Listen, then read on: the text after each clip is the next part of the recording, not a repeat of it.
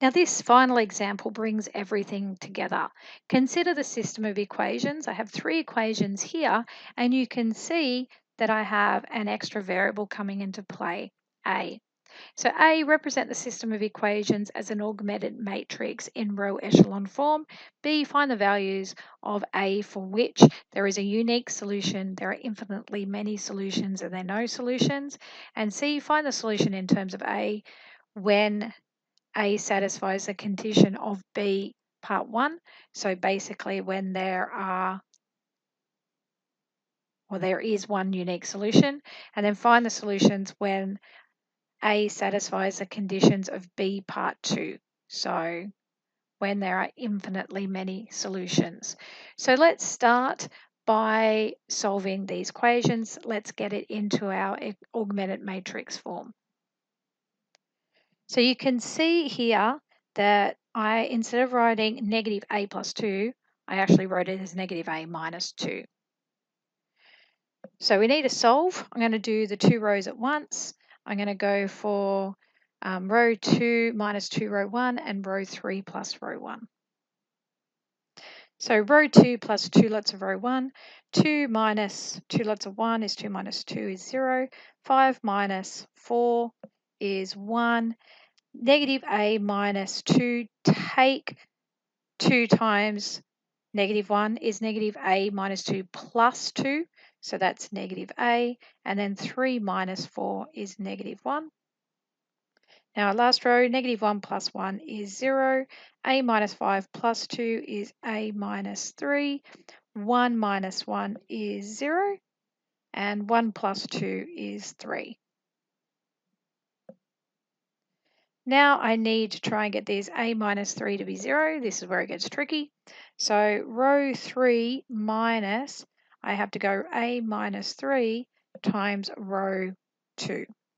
Now, if you need to write this out, like each step, so you understand what's going on. So my 0 stays. I have A minus 3 minus A minus 3 times 1. So that's gone. Then I have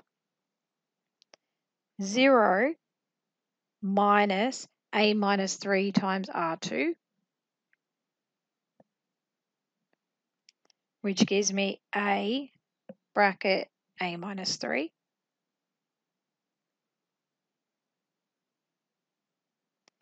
And finally, I have 3 minus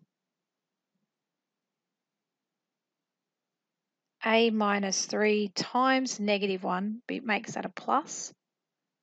So that gives me A.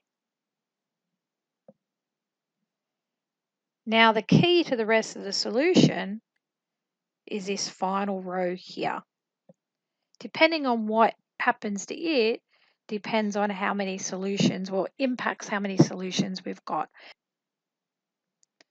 So from the last row,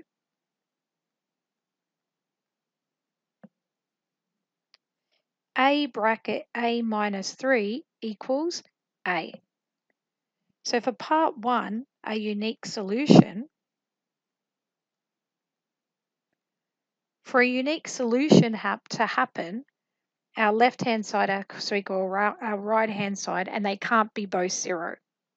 Okay, so therefore A can't equal 0, because if A equals 0, both sides equal 0. And A can't equal 3, because if A equals 3, we end up with 0 equals A. Okay, this would give us 0 equals 0, and this one would give us 0 equals A. Okay, part 2, infinitely many solutions.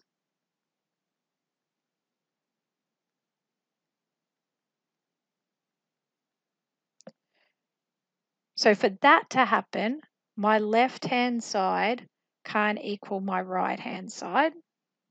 So therefore, A has to equal 0,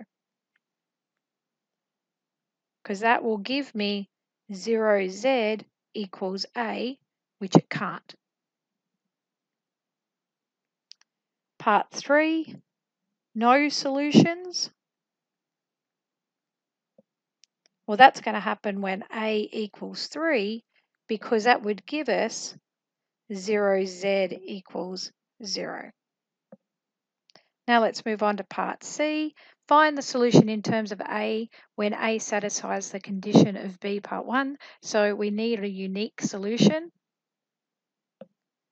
So A can't equal 0 and A can't equal 3. So from row 3, I have A minus 3. Well, that's at Z equals A. Rearranging to get Z on its own, I have Z equals A over A bracket A minus 3. Simplify. So Z is 1 over A minus 3. I should be working down, but I know I'm going to run out of room. Row 2, I have Y minus AZ equals negative 1. So that means Y equals negative 1 plus AZ. Now we just found out that Z was 1 over A minus 3. So this is negative 1 plus A over A minus 3.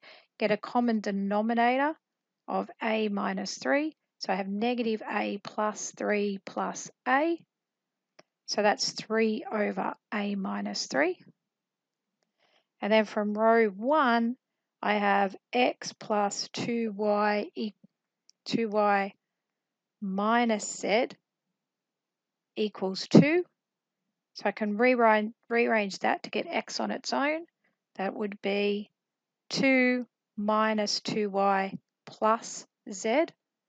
Plugging in the values I've already found, that'll be 2 minus 6 over A minus 3, because 2 lots of 3 is 6, plus 1 over A minus 3.